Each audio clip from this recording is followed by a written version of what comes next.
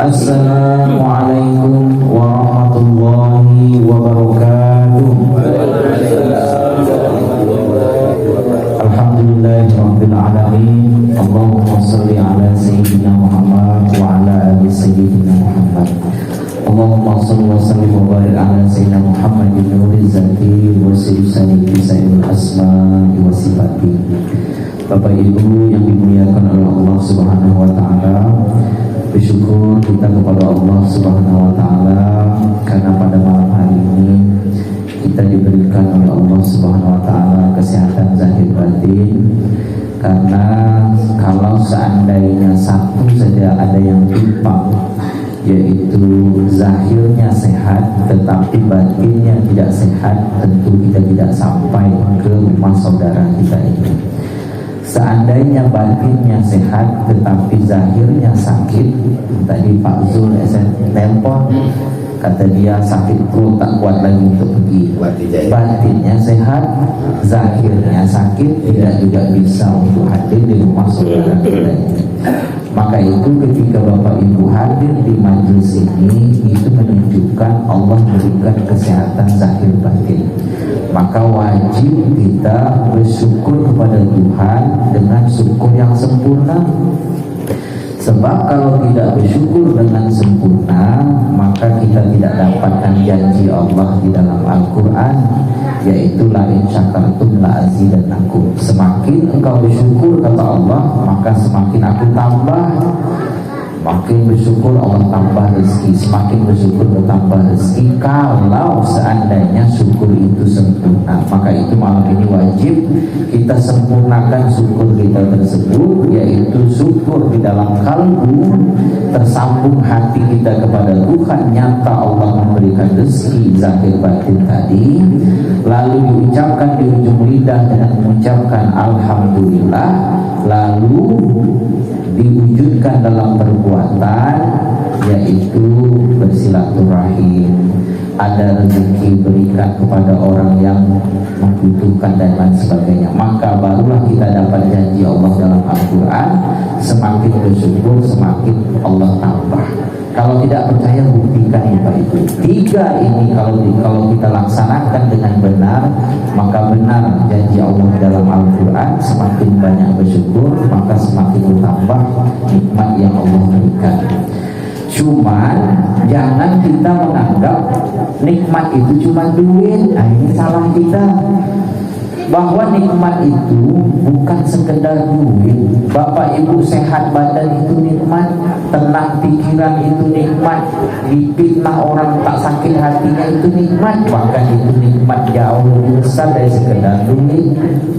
Kita ini karena pikiran kita ini selalu dicuci oleh dunia, oleh kapitalis, kalau dalam bahasa orang kampus, maka kalau disebut rezeki, pikiran kita hanya duit. Padahal rezeki itu bukan sekedar duit. Badan sehat dulu, rezeki nikmat.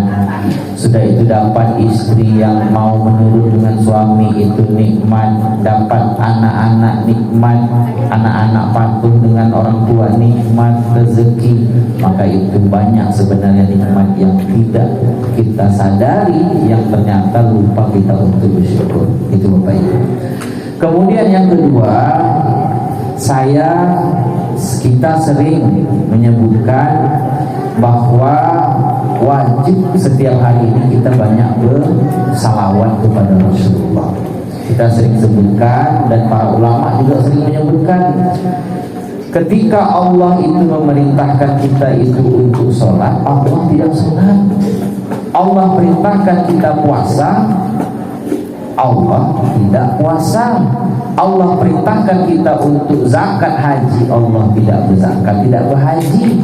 Tapi ketika Allah itu memerintahkan kita untuk bersalawat kepada Rasulullah, yang bersalawat lebih dulu itu Rasul Allah sendiri.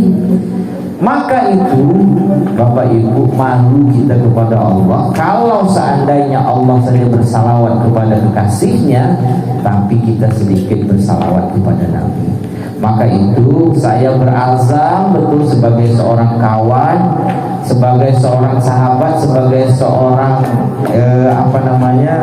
teman berdiskusi dalam majelis ini, saya berazam kepada Bapak Ibu yang hadir di sini, jangan sampai sedikit bersalawat, wabil khusus di akhir zaman ini. Kenapa? Karena salawat itu punya fadilat yang begitu banyak, tak terhitung banyaknya. Bapak Ibu, saya ingin sedikit cerita. Ada di Mesir itu perempuan sering, mohon maaf nih Bapak Ibu, dia sering membuat film yang tidak baik lah gitu. Lalu satu hari dia membintangi film yang memaksa dia untuk bersalawat. Lalu terpaksa dia bersalawat, karena dalam film itu banyak selawatnya, selawat dia terpaksa bersalawat. Tapi apa Bapak Ibu fadilatnya? Gara-gara dia bersalawat tersebut dalam film tersebut, satu malam dia bermimpi dengan salah seorang ulama di Mesir, yaitu Syekh Sya'rawi. Dalam mimpinya itu Syekh Sya'rawi langsung yang membimbing dia untuk bersalawat kepada Rasulullah dan bertobat kepada Allah. Akhirnya setelah selesai membintangi film tersebut, dia akhirnya bertobat kepada Allah Subhanahu wa taala. Bayangkan Bapak Ibu, terpaksa saja dia bersalawat, Allah bukakan pintu hidayah. Apalagi kita yang tidak terpaksa. Tapi mesti wajib banyak bersalawat. Kenapa? Dengan banyak bersalawat itu membuat kita itu tersambung kepada Rasulullah, membuat hati kita ini cinta, rindu, sayang kepada Rasulullah. Ini adik-adik, misalnya abang-abang, masih ingat tidak dulu waktu masa-masa jatuh cinta dengan orang rumah kita itu, setiap hari kita sebut-sebut orang rumah kita itu, Mas Yunita, Mas Yunita, Nita, setiap hari sebut itu. Kenapa? Karena cinta, sayang, rindu. Mas Yunitanya di Pekanbaru, Sabrinya di Bandung, setiap hari telepon, sebut-sebut namanya, karena cinta, tersambung hati. Maka itu supaya hati kita ini tersambung kepada Rasulullah, maka banyak-banyak bersalawat kepada Rasulullah. Supaya apa? Ketika disebut nama Rasulullah, maka tersambung hati kita itu rindu, renyuh. Bahkan hati kita ini sudah lebih dulu menangis sebelum mata ini meneteskan air matanya ketika orang itu menyebut nama Rasulullah. Lalu yang kedua, fadilatnya yang sering kita sebutkan, orang yang banyak bersalawat itu tidak akan dimatikan oleh Allah terkecuali dilihatkan surga di depan matanya. Ini Bapak Ibu fadilat yang sangat besar. Bapak Ibu yang istiqomah bersalawat tidak kurang 1000 setiap harinya, menurut para ulama sufi, para wali-wali Allah, dia tidak akan dimatikan oleh Allah terkecuali dilihatkan surga di depan matanya secara gaib, secara hakikat. Ketika dilihatkan surga di depan mata, berarti dibukakan hijab oleh Allah. Kalau dibukakan hijab oleh Allah, dia naik, diangkat kedudukan di hadapan Allah, di kedudukan kewalian. Maka itu wajar orang yang mati, dia banyak bersalawat istiqomah, dia mati tersebut Allah lihatkan tempatnya di dalam surga. Dan insya Allah ketika dia mati, jasanya itu tidak hancur di dalam tanah. Maka itu banyak kita bersalawat kepada Rasulullah, baik salawat yang panjang maupun salawat yang pendek, sependek-pendek salawat itu sallallahu alaihi wasallam. Bapak Ibu yang saya muliakan, 10 menit lagi saya lihat jam, jadi ya habis tak boleh lama-lama kata dia. Kalau lama-lama nanti marah ulang tahun lama, betul Pak. Tapi nanti malam minggu di rumah nggak boleh lama, sampai jam 1 malam boleh, terserah.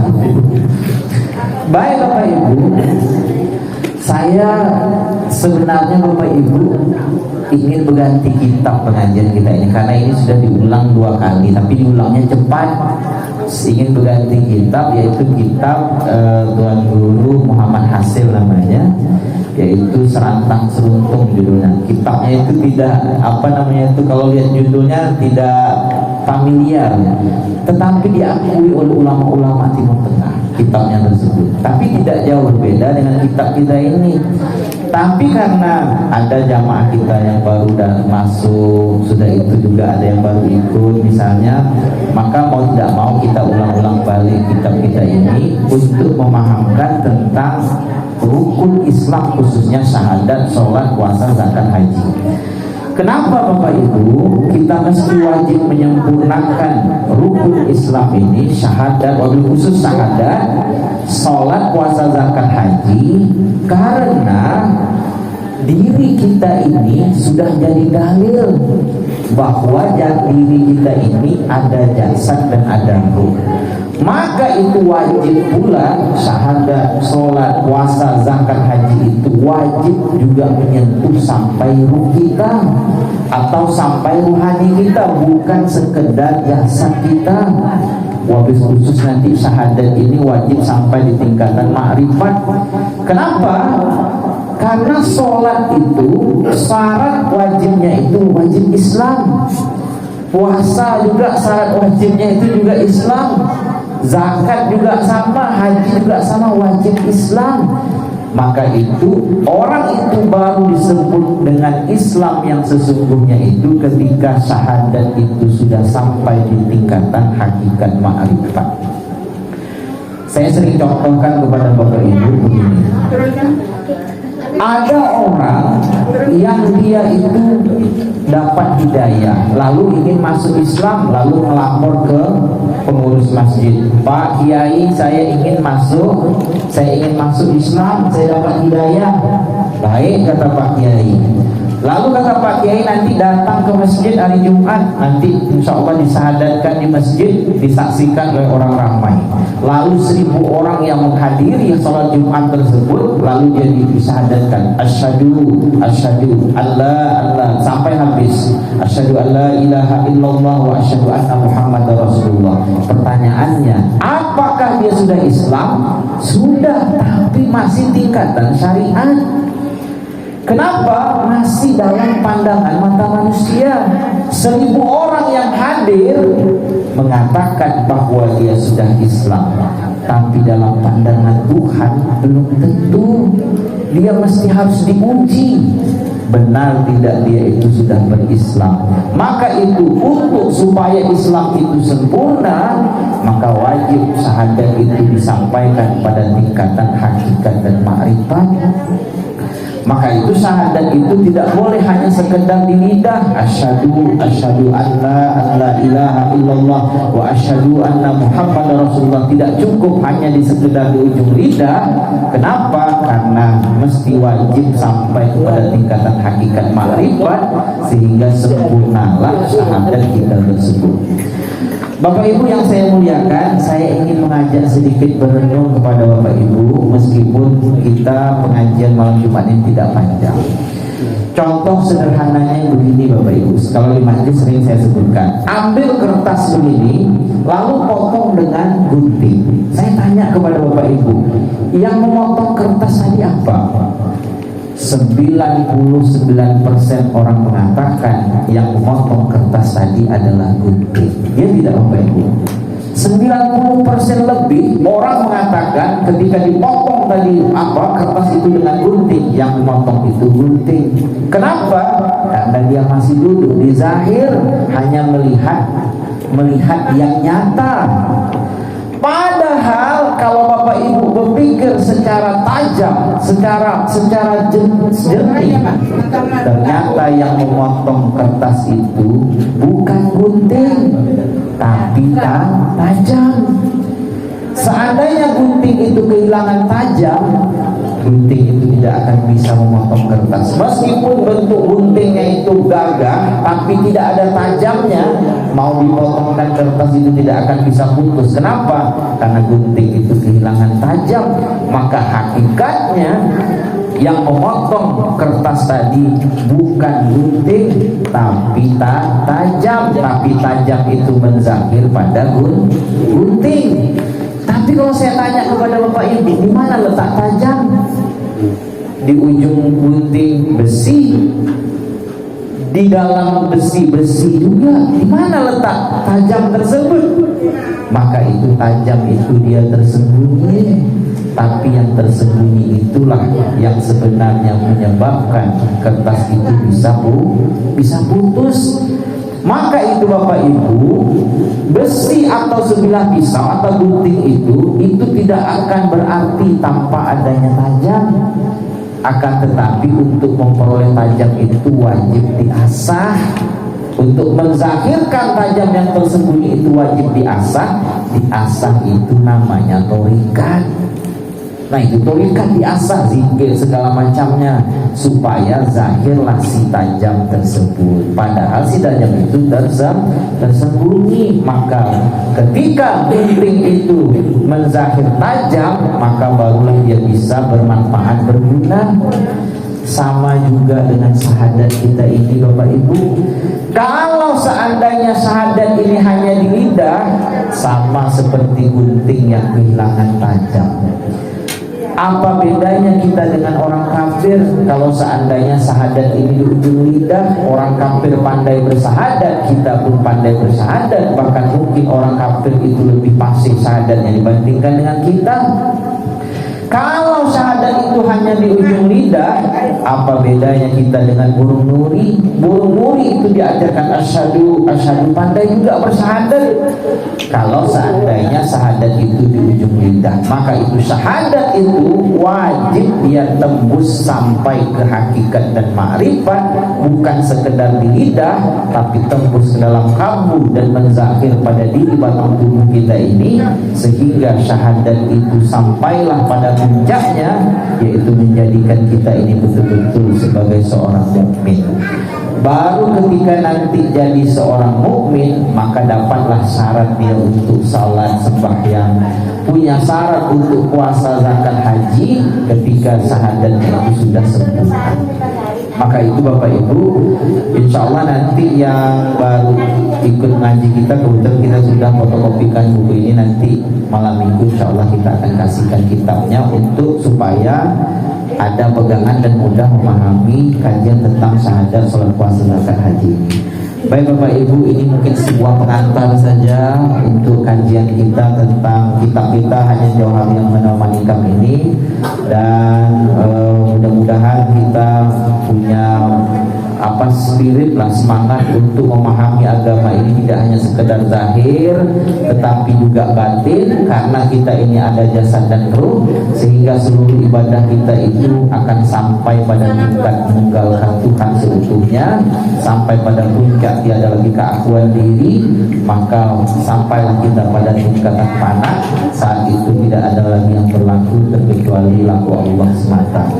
Amin ya rabbal alamin. Mudah-mudahan ada manfaatnya. Mohon maaf, mohon dihalalkan. Ikan sepat, ikan gabus ini lebih cepat, lebih bagus daripada nampak dan yang enak-enak. Makin panjang ceramahnya nanti makin lapar. Baik, terima kasih. Mohon maaf, mohon dihalalkan. Assalamualaikum warahmatullahi wabarakatuh. Waalaikumsalam warahmatullahi wabarakatuh.